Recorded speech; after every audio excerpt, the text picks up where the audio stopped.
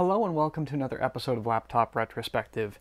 And today I'm actually here to talk to you about another camera from Reolink. This is the Reolink Argus PT, and this is an outdoor camera that is battery powered. Now, before I dive into talking about this today, full disclosure that Reolink has sent me cameras in the past, and if you are wondering what those were like, those were the E1, the E1 Pro, and the E1 Zoom. You can check them out over here. And actually, when I went on vacation, I set those cameras up in my home just as an extra layer of peace of mind. So that way, if my security system went off, which doesn't have cameras, I'd be able to go into the app and actually see my home and then quickly look to see if there was anything I needed to be worried about. The other nice thing is because it had two-way audio, the people that I had checking in on my home, I could see them, I could talk to them, they could ask me questions. Yes, I could have done that with a phone, but it was just kind of nice and kind of cool to be able to do that literally at any moment, at any time. And it worked flawlessly. So I'm very happy to say that this has arrived, and I wanted to share it with you today. Full disclosure that I did not pay for this camera. Reolink did send it to me. However, my opinions, as always, remain my own. I am not being financially compensated for the review. I just have the product here in front of me. So let's talk about technical details of the Argus PT. We are looking at a 4 megapixel CMOS sensor, and that gives you a 2K resolution video, so 2560 by 1440. It has a pan and tilt function, so 355 degree pan and 140 degree tilt. It does have person and vehicle detection. It has a rechargeable battery, so this is not wired, and that's a 6,000 milliamp battery. There is another way to power it, which is via solar panel. And look at what I have. So we're going to be testing that out as well. But back to the camera. It does have a micro SD card slot for recording that allows up to 128 gig cards to be used, or you can have it record directly to the cloud. Some other standard features on Reolink cameras are included in this, such as two-way audio, so that's the speaker and microphone in the other cameras, a siren, infrared LEDs, 6 of them in fact, which gives you about a 10-meter throw in low light conditions. It has Google and Alexa integrations. You can use these cameras with those systems no problem. And this one, because it's an exterior camera, is rated to IP64. So that means it's dust tight and it can handle splashing water in all directions. Now, one of the things that actually interests me about this camera is the temperature that it can operate to. You see, I'm in Canada, and Canada gets really, really cold. And over the next several days, it's going to be dropping to well below minus 36.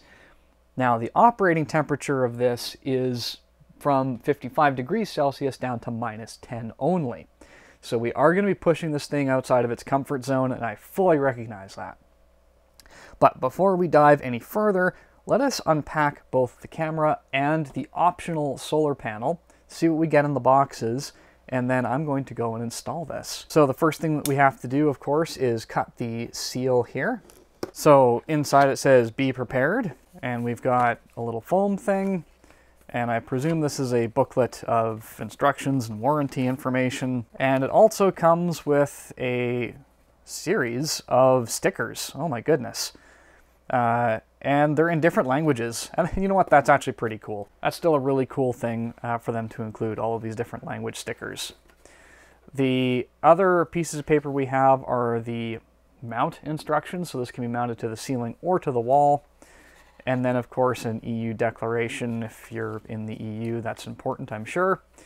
But let's go ahead and put this stuff out of the way, because I suspect if it's like any other of these cameras, the setup is actually really, really easy. So inside we have, I'm presuming, the Wi-Fi antenna.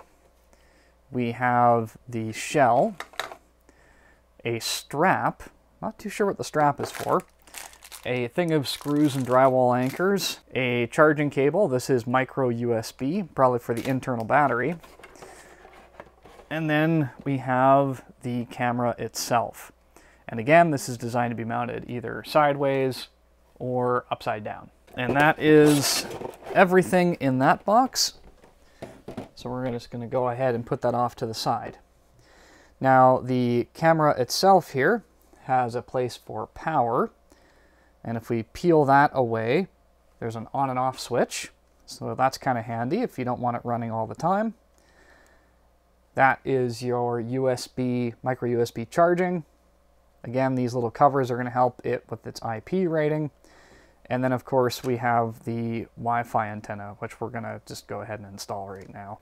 All right, then we're going to go ahead and remove the little filter here, and let's see if we've got a charge.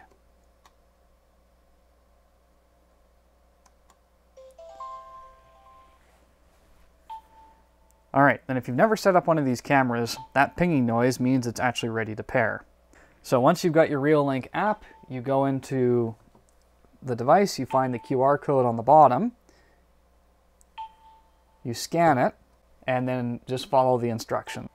Once it's ready, it'll give you a QR code. You put it in front of the camera, and it beeps. Camera is connecting to your router. Please wait. Connection to the router succeeded. Welcome to Reolink. All right, and we can see that it's been added.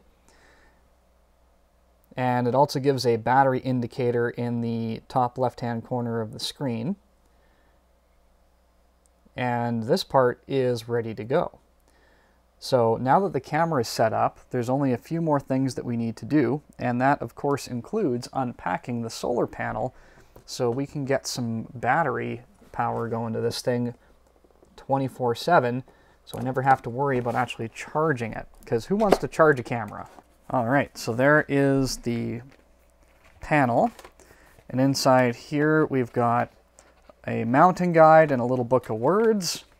So everything that we would normally expect. Looks like we've got a little bit of foam, the mounting screws, and that is it. And obviously I do have my studio lights, so I'm curious to know if that is enough to get this going. So we're going to open this up, and thankfully it's weather shielded, so I can go ahead and stuff that in there. Gives me a green indicator that power is going to it.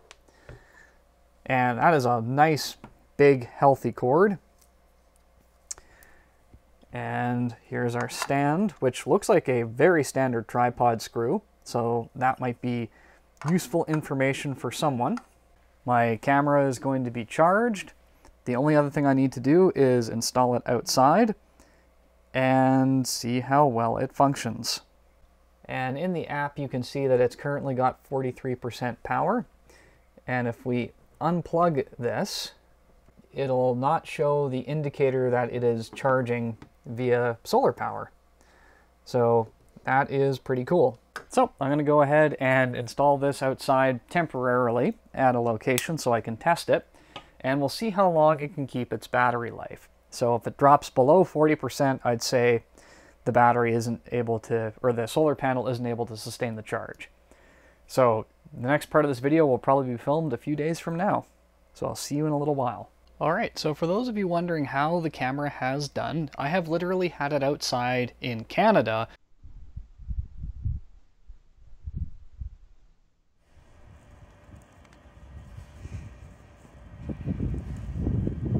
for 3 days now, and let me tell you, it's done just fine. Remember that it did go out with not a fully charged battery because I wanted to see what it would be like. And unfortunately, I haven't seen the sun in about that many days.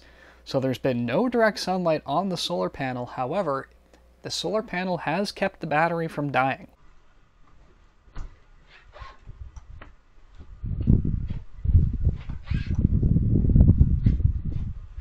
The other thing that I need to point out is that it's a little cold right now. The current temperature as I'm speaking to you right now is minus 30 degrees without the wind chill. With the wind chill though, it's dropping down to around minus 40, you know, standard Canadian weather. That all being said, the reason why I point that out is because the original minimum capacity that this thing is supposed to operate is minus 10. However, cold temperatures really don't seem to be a concern. With the solar panel there, I have no reason to believe that this thing would actually die unless it was in absolute cold conditions with no sun for, I would say, 3 or 4 weeks. I'm actually pretty confident and pretty comfortable with this camera, and I'll probably permanently mount it somewhere around my home in the near future. I want to thank Reolink once again for sending me the camera to test. It has done admirably well, given that I've been putting it through conditions it was not designed for, and even as I speak has a battery life of 32%, and I'm filming this in the evening where there is no sunlight whatsoever. If you do have any questions about this camera, make sure that you're putting them in the comments section down below, and as always, if you enjoyed this video, I would encourage you to do the big 4. Please like the video, share, subscribe, and hit that notification bell so I can let you know the next time I see a camera like it, or if I feature something else of interest. Thank you so much, and I will see you next time.